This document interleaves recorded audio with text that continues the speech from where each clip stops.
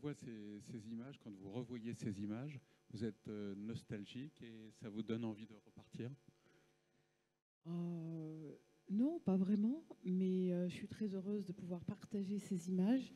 C'est un aperçu d'une partie de l'Antarctique, donc au niveau de la péninsule, donc en face de l'Amérique du Sud, ce qui est très différent de ce que j'ai traversé 20 ans auparavant, donc qui est la partie orientale, qui est la grosse boule au centre duquel se trouve le pôle Sud et qui a des conditions climatiques et de température qui sont très différentes. Par contre, le coin de la péninsule est un coin qui est vivant. Il y a une vingtaine de bases qui sont installées sur la péninsule, sur l'île du Roi-George et Livingstone Island. Ces bases représentent environ une dizaine de nationalités différentes. Et ce qui était très intéressant au cours de cette expédition, qui a eu lieu il n'y a pas longtemps, puisqu'on est revenu en 2020, c'était d'essayer de témoigner de l'activité des bases en fonction des différentes nationalités. Parce que finalement, on fantasme beaucoup sur l'Antarctique, mais en fait, comment on vit en Antarctique? Quels sont les objectifs des programmes scientifiques qui sont installés en Antarctique? Pour quelles raisons certains pays sont présents? Voilà, donc on est parti vraiment avec pour objectif de faire une enquête et de rapporter des informations actuelles et factuelles pour qu'on soit... Et en particulier, on a partagé... grâce à notre partenaire, le Futuroscope, avec à peu près 40 000 élèves entre 6 et 20 ans, de 4 000 établissements différents. Et ils ont pu nous poser des questions tout au long de ce parcours. Et on a pu leur envoyer des images, des petites capsules vidéo et toutes les informations qu'ils souhaitaient recevoir. Donc c'était vraiment quelque chose qui me tenait à cœur de faire cette expédition et qui était très différente de ce que j'avais vécu auparavant. Mais à chaque fois, c'est une connaissance complémentaire. Je veux dire, la traversée m'apporte un certain nombre d'informations. Après, quand j'ai dirigé la base, c'est encore une autre mission, parce qu'il y a la partie hivernale, donc il y a une appréhension de la vie sur le terrain qui est aussi très différente. Et puis, cette dernière expédition permet de compléter toutes les informations et de travailler avec les différentes instances d'une manière constructive. Alors, par rapport à cette expérience assez extraordinaire, ces expériences assez extraordinaires, j'aimerais qu'on puisse échanger avec les jeunes, puisque c'est l'objectif de la journée, et de voir quel message vous pourriez faire passer à cette jeunesse, donc de plus en plus sensibilisée aux questions écologiques, et je l'espère de tout cœur, sachant que nous sommes confrontés à des défis écologiques colossaux et finalement assez dramatiques. On le voit bien, donc il y a la dimension environnementale, écologique de la recherche là-bas dans ces bases. Notre intention, je le rappelle à Défimed, c'est de monter un réseau d'explorateurs citoyens, quelque part, dont les jeunesses fait partie, voilà, comme IBA, comme tous les autres, et de voir quels sont les moyens, grâce au tourisme, de reconnecter l'humain avec le vivant, puisque nous sommes de plus en plus citadins, coupés de notre environnement. Et même si on est alerté par des problèmes écologiques, on a du mal quand même à se rendre compte effectivement que nous faisons partie de cet effondrement un petit peu écologique. Donc qu'est-ce que vous en tirez comme expérience et enseignement, et qu'est-ce que vous pourriez dire à cette jeunesse, et notamment peut-être à travers cette forme de tourisme sensé de sens qu'ils pourraient pratiquer?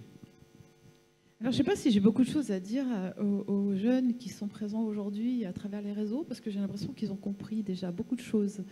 Ce que je pourrais dire en plus, c'est que ce que j'ai découvert à travers mes expéditions, c'est ma liberté d'être. Et donc, d'échapper à certains dictats et de créer mes propres repères par rapport à ce que je ressens de mon environnement, de mes impératifs, de mes valeurs, de mon éthique, et d'arriver à construire, en fait, avec beaucoup de responsabilité, un projet de vie qui soit en cohérence avec l'environnement et aussi avec les autres, mais à la base avec cette liberté d'être. Donc ça, c'est quelque chose que j'ai envie de partager, parce que je pense qu'on est tous libres. Ça ne veut pas dire libre de faire n'importe quoi, mais on est libre d'être, de créer, de partager, de transmettre, de donner, de recevoir. Et quand on a cette certitude, je pense que c'est plus facile de s'attacher à certaines valeurs et aussi au regard que l'on peut porter à son environnement et certaines exigences. Et c'est cette responsabilité qui va faire qu'on peut construire un projet de vie qui soit en accord avec le respect nécessaire par rapport à notre environnement, par rapport à notre planète. C'est vrai que quand on vit entre 4 murs de béton, je pense que c'est très difficile d'avoir ce sentiment de liberté. Et donc de sortir de ces murs de béton pour rentrer en contact avec la nature va permettre de se remplir de sentiments tellement plus exaltants, tellement plus forts, tellement plus valorisants, qu'on va pouvoir après s'appuyer là-dessus pour revenir à soi et aussi vers les autres avec d'autres valeurs. Voilà, c'est ce sentiment de liberté et ce sentiment de responsabilité et donc d'engagement nécessaire dans la poursuite de sa vie qui me semble très important. Voilà, comme vous avez un impératif de temps, je vais laisser les réactions à la salle, aux internautes et même bien sûr les collectifs. Hein. Tu me dis, Adrien, si parmi vous en Corse, en Algérie, je pense que Mayedine, tu as été sensibilisé au film, bien évidemment, Maroc, Tunisie, vous n'hésitez pas à réagir. Donc levez la main, je sais que c'est toujours redoutable, donc pour poser une question. Sinon, les enseignants, les plus grands aussi. Hein. Sinon, je redis toujours dans la salle, si la première question, ça ne passe pas, on passe directement à la deuxième question. Donc, si vous avez une réaction, ça vous inspire rien? Non? Iba, allez, je te laisse réagir. Je t'amène un micro. Je l'entendrai comme ça. Non, mais c'est pour les Ah, c'est pour les autres. Ouais. Ah oui. Merci. Et puis ce que j'ai adoré partager avec vous à travers ces images, c'est la beauté. Voilà, c'est la beauté de la nature, là qui est un petit peu extrême, mais bon, il y a plein de sortes de beauté qu'on a vues déjà dans vos images tout à l'heure. Donc cette beauté, elle est vraiment source d'inspiration, je pense. Qu'est-ce que ça t'inspire au niveau de l'engagement, tu vois, toi qui es engagé, hein, tu peux peut-être un petit peu préciser ce que tu fais à Djerba, tu l'as déjà dit tout à l'heure, tu me disais que vous êtes une 50aine de jeunes quand même engagés. Hein. Alors, merci vraiment pour cette présentation. Le fait de présenter ce genre de vidéos et de capsules sur Internet ou même sur les réseaux sociaux, c'est magnifique, ça attire les jeunes. Vraiment, de nos jours, on a besoin vraiment de voir ce genre de vidéos et de voir des gens comme vous qui explorent le monde et qui encouragent aussi l'écotourisme. Là, Djerba, on est un peu loin. On a vraiment besoin de faire ce genre de vidéos avec de la technologie immersive et tout pour attirer un peu plus les jeunes pour explorer et tout. Voilà, j'ai pas une question là, mais... Je vais surprendre Olivia, mais si tu peux passer le micro à Olivia. Donc Olivia qui travaille à Vaolo. Il me venait à l'esprit, Olivia, je sais que c'est pas toi qui décide, hein, toute seule, c'est une grosse machine maintenant, Vaolo, mais on ne peut pas imaginer, sur l'inspiration de ce que fait Laurence, suivre les explorateurs de Vaolo, tu vois, et de pouvoir partager en images ce qu'ils font quand ils découvrent. Je rappelle aussi que Vaolo lance un concours de bourse pour aller découvrir l'autre bout du monde, hein, sous la forme écologique et écotouristique. On pourrait s'inspirer de ce type. Alors évidemment, on va pas envoyer les jeunes au pôle Sud et au pôle Nord, mais l'idée, c'est, enfin je dis évidemment, j'en sais rien, mais en tout cas d'aller à la découverte de ce genre de témoignages avec ces retours d'expérience, tu vois. Est-ce que ça ne serait pas quelque chose qui pourrait être imaginé ou que vous avez déjà peut-être imaginé? C'est en cours.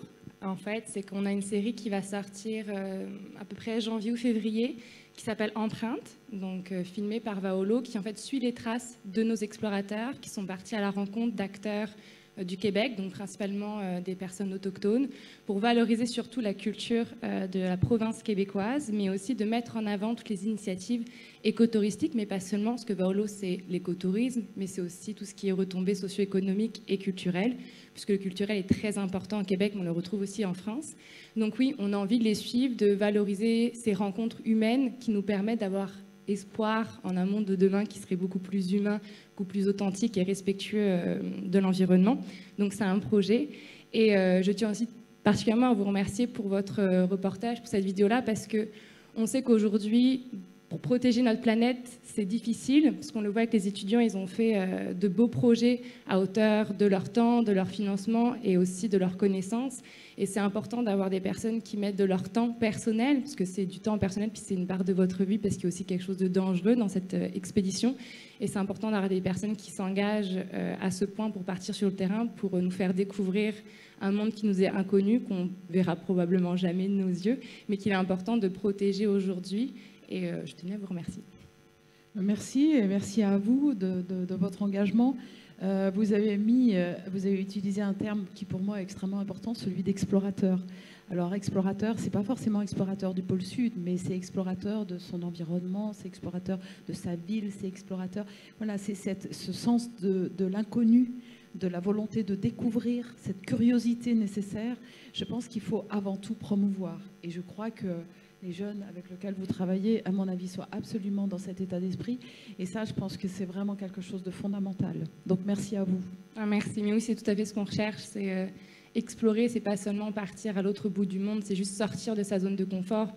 On le voit avec certaines personnes qui restent casanières, juste sortir de chez elles, aller de l'autre côté de la rue, c'est déjà une exploration pour elles. Et permettre aussi aux jeunes de redécouvrir leur propre territoire, c'est les faire devenir explorateurs et redécouvrir des choses qu'ils ne connaissaient pas, comme on l'a vu avec certains collectifs qui ne connaissaient pas un village qui est à 1 heure de chez eux, et des initiatives écotouristiques qui sont incroyables.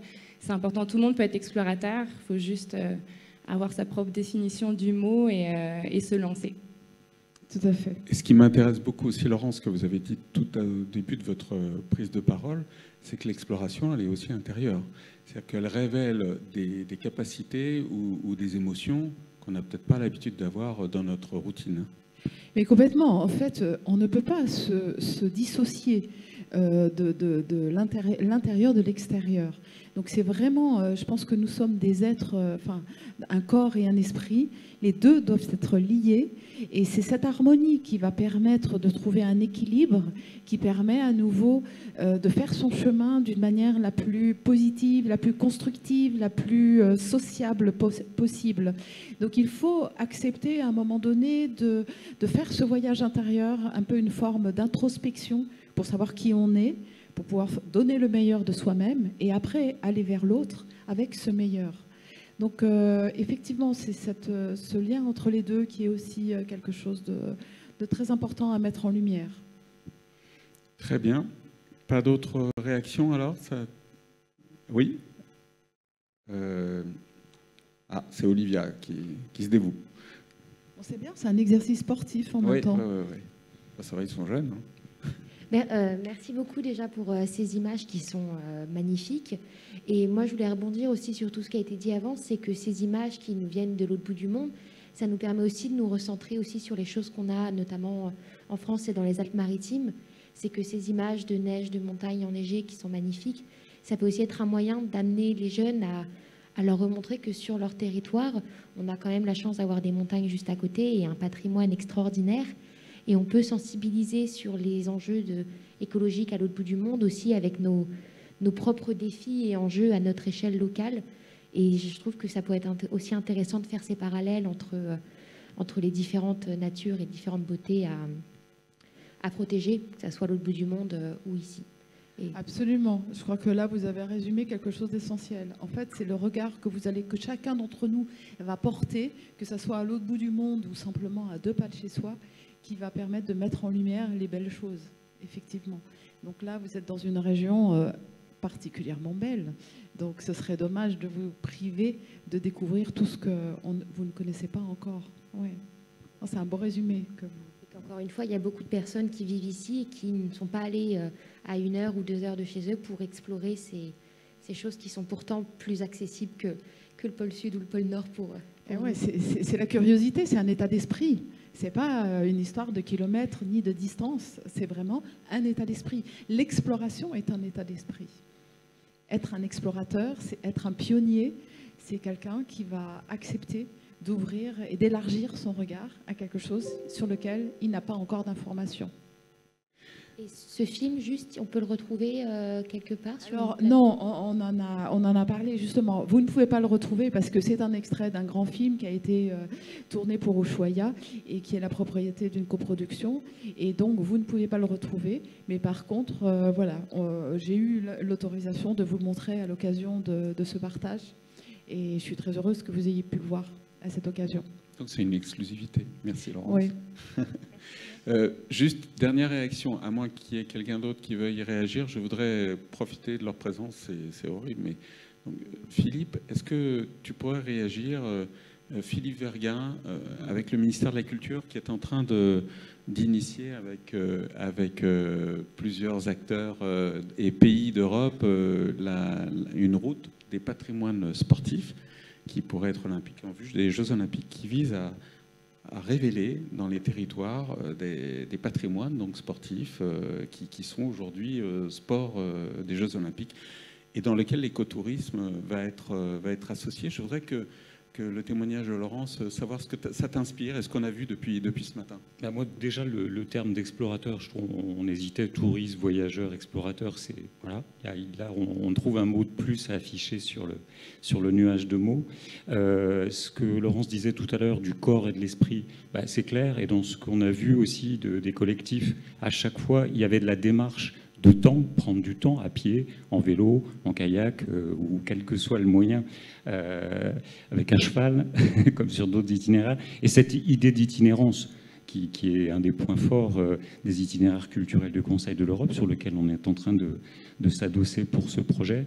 Donc ça, je trouve ça tout à fait important. Et puis, il y a ce qui est peut-être à rajouter par rapport à la nature, c'est prendre le temps aussi, mais peut-être que ça passe d'abord par se regarder soi, comme Laurence vient de le dire, de découvrir l'autre sur son territoire. Et puis, moi, ce que j'ai trouvé fondamental aussi, aujourd'hui, dans les questions, on a le numérique, on a tout ça, bien évidemment, qui est important dans le tourisme, mais c'est le passeur, le médiateur. Enfin, j'aime bien le terme de passeur aussi. Moi, il y a l'explorateur et le passeur de montagne, hein, d'école. On est aussi dans des images de nature et de montagne.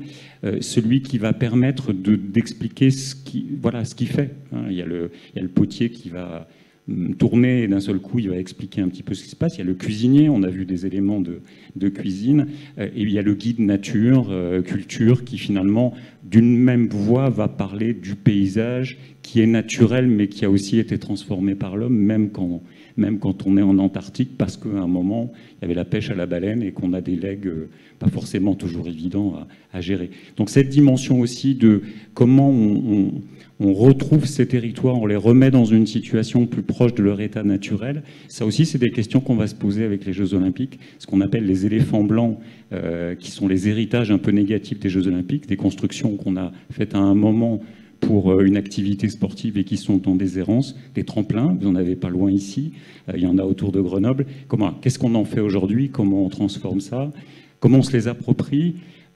Et comment on rend à la nature certains espaces, quelles sont les activités qu'on peut faire aussi pour être plus respectueux de la nature, même si c'est super de faire du ski, ben on peut peut-être faire du ski de randonnée sans avoir des remontées mécaniques. Voilà, toute une série de questions qui sont dans la logique de la transformation à la fois du tourisme et de la société en général. Et le tourisme est un formidable accélérateur, surtout si c'est vous et les générations futures qui le portez, comme vous l'avez dit tout à l'heure. Bravo pour ce projet. Moi, je suis admirative et vous attirez l'attention sur quelque chose qui me semble aussi très important, c'est la responsabilité de chacun d'entre nous. C'est-à-dire que la collectivité a un rôle, mais chaque individu a aussi son rôle et une responsabilité. Donc ça, je crois que c'est vraiment très important de faire le lien en permanence entre l'individu, la collectivité, le responsable, etc. Donc ça, en tout cas, bravo, j'ai hâte de suivre votre projet. Ben, on cherche des marraines, donc on n'hésitera pas à vous faire signe. Et des parrains aussi, puisqu'on est très égalité, comme mon voisin de la Fondation Alice Mia le dirait mieux que moi. On est aussi dans la logique, évidemment, d'égalité des gens. Juste un petit exemple.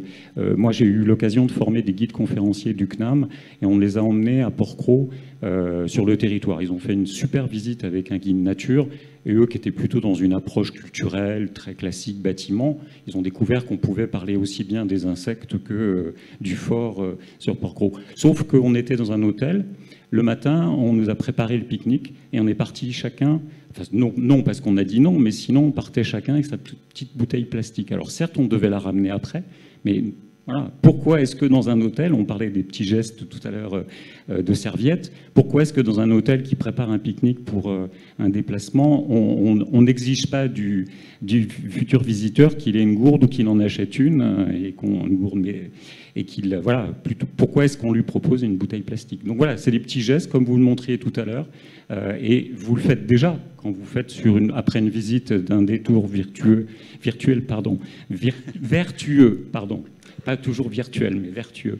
Quand vous ramenez les quelques choses que vous n'avez pas forcément amenées, mais qui traînent là, on est dans cette démarche aussi de l'individu et qui procède du monde global.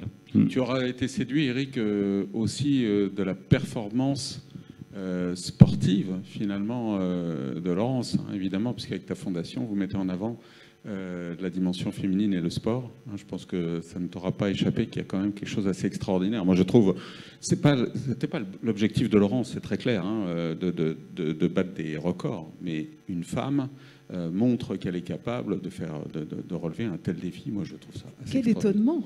Quel étonnement de la part des hommes qui sont même pas foutus de le faire. Donc, incroyable! C'est fou, hein, vraiment. Très bien, Laurence, on va vous libérer. Et merci d'être resté un peu plus longtemps. En tout cas, merci à tous et bravo pour ce que vous faites et bonne suite. On vous retrouve à 16h avec Philippe ou vous revenez? Alors, ou pas? je reviens, mais je laisserai Philippe s'exprimer parce qu'il a une autre dimension à mettre en valeur et je pense que c'est bien que ce soit lui qui s'exprime, mais je serai là. Oui. Très bien. À Oui. tout à l'heure. Alors, à merci tout à l'heure. Laurence.